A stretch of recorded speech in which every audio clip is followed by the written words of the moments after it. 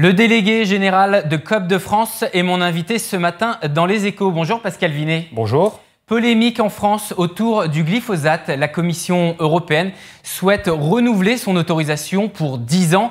C'est une durée trop longue, lui répond Matignon lundi dans un communiqué.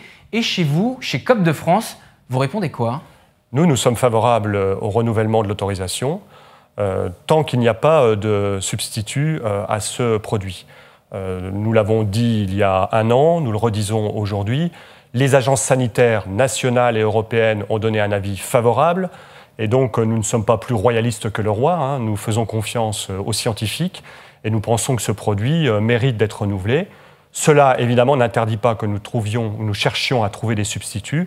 Et d'ailleurs, la position de Coop de France sur la question des phytosanitaires, qui est en toile de fond derrière la question du glyphosate, elle est claire.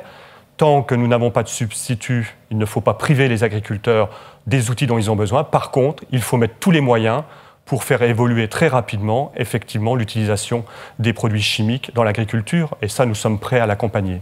Donc vous êtes pour le maintien du glyphosate parce que vous estimez qu'il n'y a pas, en tout cas à l'heure actuelle, à ce jour, de substitut. Pourtant, Nicolas Hulot, dans une interview accordée à Ouest France ce week-end, déclare « J'ai entendu les mêmes controverses, par exemple sur l'amiante. Et on a assisté à des tragédies en spectateurs. En fonction de nos décisions, la justice et l'histoire nous rattraperont. » Fin de citation. Est-ce que vous comprenez que le ministre de la Transition écologique et solidaire exerce ce principe de précaution? Oui, je le comprends. J'ai moi-même, lorsque j'étais conseiller à Matignon, eu à traiter des sujets très difficiles sur ces questions-là.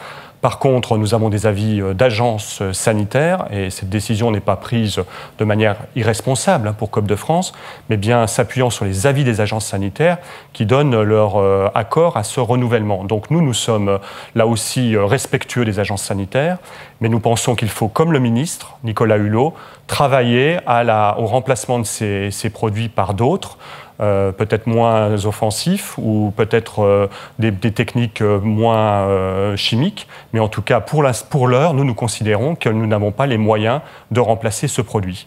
Dans tous les cas, Matignon a demandé aux deux ministères, celui de la transition écologique et celui de l'agriculture, de lui proposer un plan de sortie du glyphosate d'ici à la fin de l'année. Est-ce que pour vous, le bras de fer commence ? Non, ce n'est pas un bras de fer, c'est un débat important qui s'inscrit d'ailleurs dans le cadre des États généraux de l'alimentation et qui est légitime. Je pense qu'il faut que nous ayons ce débat, mais il faut qu'il soit basé sur des réflexions scientifiques, des analyses objectives et qu'il ne fasse pas l'objet d'une polémique politicienne, si j'ose dire. Il faut vraiment que nous sachions raison garder sur ce dossier.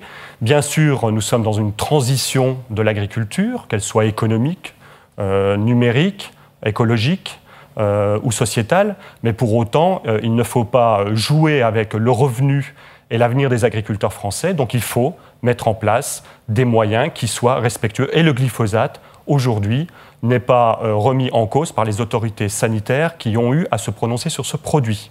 Allez Pascal Vinet, vous discutiez à l'instant du revenu des agriculteurs et ça tombe bien puisque justement fin août se sont ouverts les États généraux de l'alimentation. Ils dureront jusqu'en novembre avec l'une des volontés pour Emmanuel Macron d'améliorer justement ce revenu des agriculteurs. Aujourd'hui, quelle est la situation et très concrètement, que proposez-vous ? La situation est difficile pour de très nombreux agriculteurs et ce que propose Coop de France, ce sont en gros 3 éléments importants. Tout d'abord, nous sommes des coopératives agricoles. Nous représentons 2600 entreprises qui maillent le territoire. Nous accueillons au sein des coopératives 3 agriculteurs sur 4 aujourd'hui. Et nous pensons qu'un des premiers éléments pour défendre le revenu des agriculteurs, c'est l'organisation économique. Les agriculteurs doivent s'organiser pour peser dans la relation économique de la filière, qui est tout de même, rappelons-le, une relation de force entre des grands distributeurs très concentrés et des agriculteurs tout de même plutôt atomisés.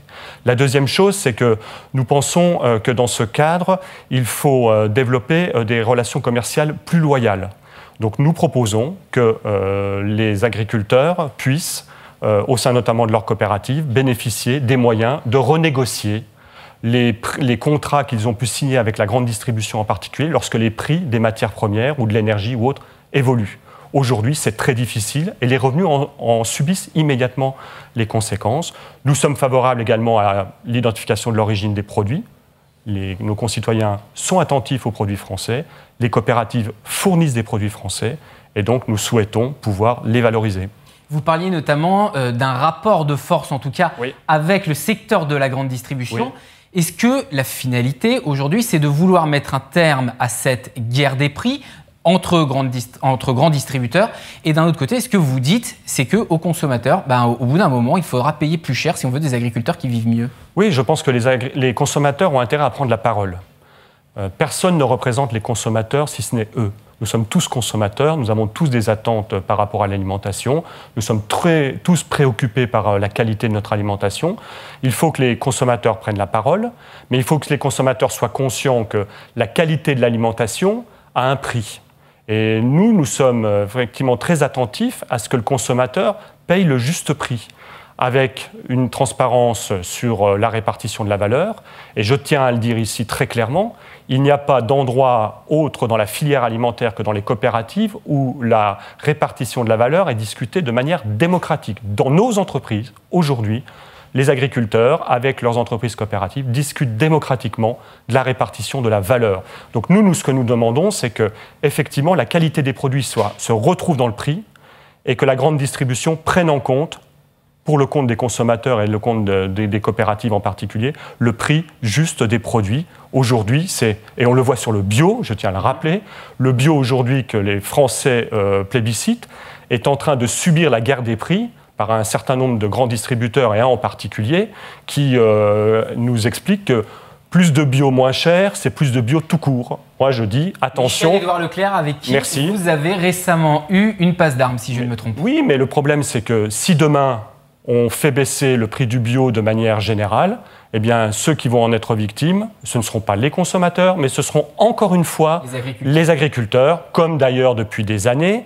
Ceux qui payent l'alimentation peu cher sont les agriculteurs. Alors du coup, je vous pose la question, et ce sera ainsi qu'on terminera l'interview, Pascal Vinet. Justement, est-ce qu'il n'y a pas une guerre, non pas de l'image, mais de l'argument et de la parole? C'est-à-dire que comment voulez-vous aujourd'hui, quelle est votre stratégie pour mieux défendre les revenus des agriculteurs et la vie des agriculteurs, le métier des agriculteurs, face au marketing du prix qui est souvent mis en avant dans la publicité faite par la grande distribution? Je pense qu'il faut revoir notre manière de traiter ces questions-là. Le prix restera évidemment un élément important, mais il y a d'autres paramètres qui jouent sur la qualité, l'origine.